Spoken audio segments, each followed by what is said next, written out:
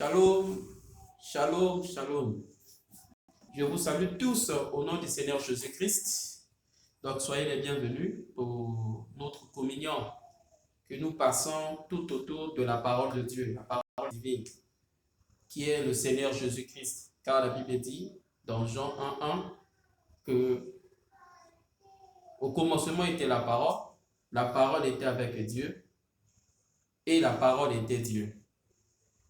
Donc, ce soir, nous sommes encore rassemblés pour que nous puissions continuer notre thème que nous avons introduit, qui n'était autre que qu'est-ce qu'une valeur?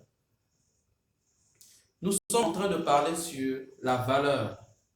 Et on avait lu le prophète du temps de la fin, qui est William Marion Branham, qui nous avait dit que s'il pouvait posséder plusieurs millions de dollars, en sachant qu'il y a une possibilité qu'il puisse perdre au moins 100 millions de dollars en appuyant sur un bouton afin que son père qui est mort puisse encore revenir à la vie et parler au moins 1 heure du temps avec lui. Pour lui, il le ferait.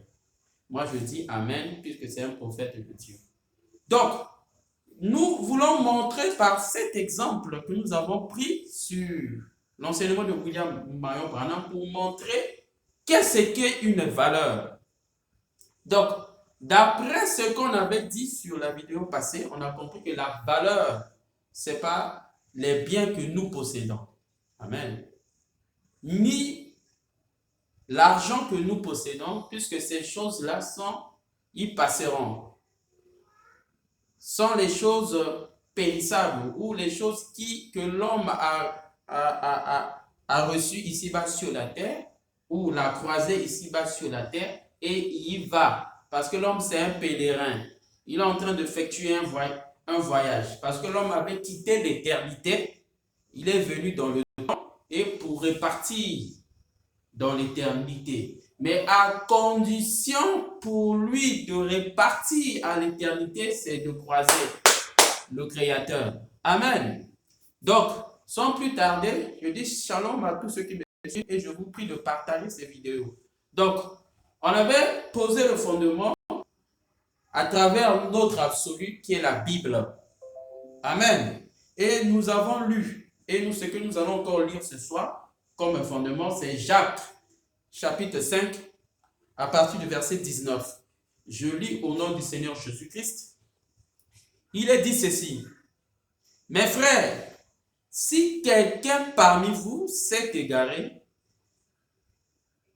loin de la vérité, et qu'un autre l'y ramène, qu'il sache que celui qui ramène un pécheur de la voie où il s'est égaré sauvera une âme de la mort et couvrira une multitude de ses péchés.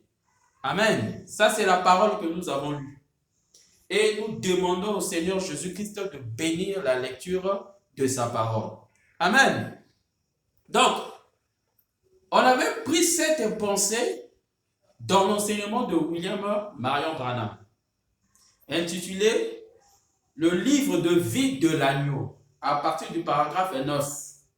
Donc, je voulais maintenant continuer, puisqu'on avait compris que la valeur, ce n'est pas les biens de ce monde, ni l'argent que je possède.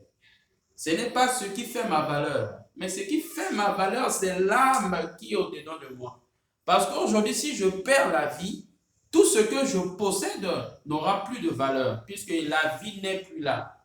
Amen. Voilà pourquoi la science peut faire tout, imiter, mais créer un être humain n'arrive pas. C'est ça la valeur.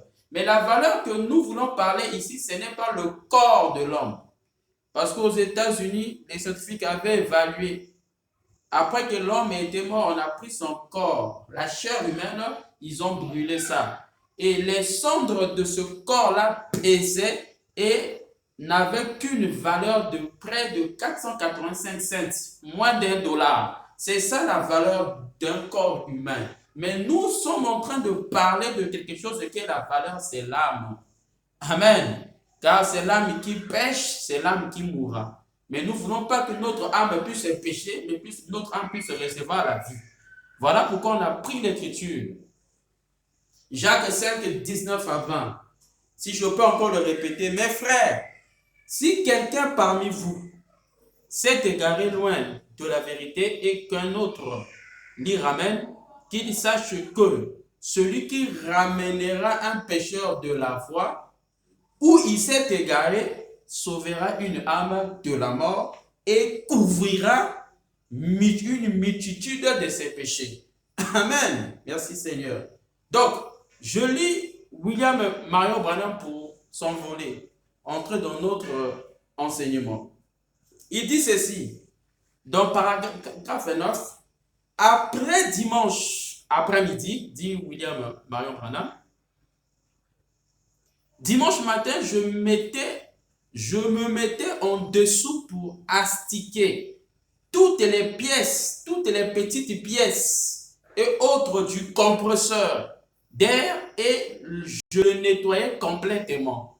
Donc ici, William Marion Branham est en train d'expliquer qu'il avait un véhicule, la marque Ford, qu'il avait, et il prenait tout son temps à nettoyer ce véhicule-là. Parce que pour lui, il pensait que c'était la chose valeureuse. Donc il prenait tout son temps à le nettoyer, et il est en train de nous dire que, donc il prenait tout son temps à le nettoyer, l'astiquait, cette vieille petite effort, au point qu'on avait l'impression que la peinture allait presque s'enlever. Quand serait-il ce matin, moi je dis ce soir, si j'essayais de retrouver une seule pièce de cet effort? Quand serait-il si j'essayais de retrouver l'un de ces accessoires venant de ce compresseur d'air?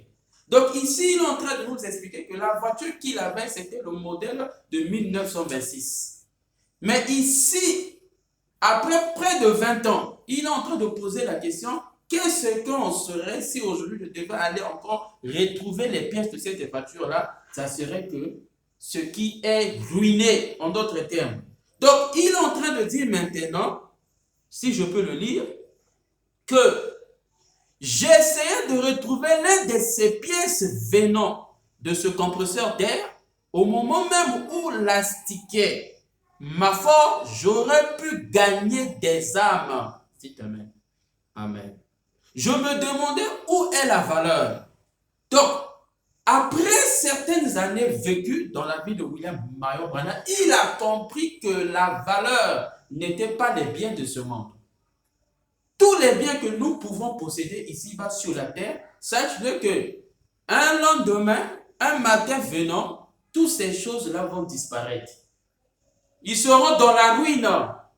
Amen. Et il a pris l'exemple de sa voiture modèle était fort.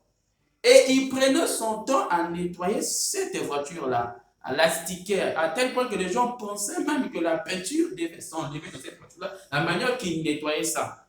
Mais à un certain temps passé, il a compris que tout n'était que disparu. N'était que la ruine. Et il se posa la question, en d'autres termes, qu'est-ce qu'une valeur? Amen. Donc, la valeur, pour lui, ce n'est pas les biens de ce monde, ni l'argent. Et il dit, je me demande où est la valeur. Les dimanches matins, je travaillais là-bas tant qu'on me libérait. J'ai apprécié cela parce que j'étais endetté. Mais où cela m'a-t-il amené? Quel est le gain? Frère, quand sera-t-il si quelqu'un venait vers vous et vers moi et vers Frère Lévi ce matin, vers nous ici présents, nous trois plutôt, et disait, pasteur, je vais vous remettre à chacun de vous $1 million, quelqu'un de fort, de fortuné qui le ferait. Amen. Ici, notre précieux frère est en train de nous prendre un exemple palpable. Il dit, si nous, l'église, aujourd'hui, quelqu'un vient, il rentre dans une église aujourd'hui et il donne à tous les pasteurs $1 million. Et qu'est-ce que nous ferons? Branham est en train d'expliquer que chacun commencera à distribuer aux autres ce qu'ils ont comme fonds. Aider les pauvres, distribuer des biens, faire ceci, cela, des dons. Mais on va constater le lendemain ou dans un avenir proche que tous ces biens que nous avons distribués, les gens auront toujours besoin quand on les distribue encore et que nous aurons encore plus besoin d'argent. Vous voyez, en d'autres termes, c'est des choses que l'homme en aura toujours besoin, aussi longtemps qu'il existera sur la terre. Mais où est la valeur que nous voulons comprendre aujourd'hui? Voilà pourquoi je voulais encore lire ce prophète. Et il dit ceci, et je dirais, eh bien, frère Netfort, frère Neville, je veux vous dire ce que nous allons faire. Allons chercher tous les pauvres que nous pouvons trouver, faisant que chaque petit foyer soit heureux, en procurant des vêtements aux petits-enfants, en remboursant l'emprunt logement, en achetant ce petit endroit, ainsi nous ne le manquerions point, $1 million à chacun. Eh bien, les intérêts qui en proviendraient, nous en prendrions soin autant que possible, en les investissant dans quelques activités rentables ou quelque chose de ce genre, et que ferions-nous ensuite? Ce serait formidable. On ne le dirait à personne. Nos cœurs seraient satisfaits, mais maintenant, d'ici 100 ans, frère, il faudrait un miracle. Il faudrait un miracle. Amen. Un miracle. Il faudrait un miracle de Dieu si nous sommes encore en vie d'ici 100 ans. Vous le savez bien. Eh bien, nous serions dans l'éternité. Amen.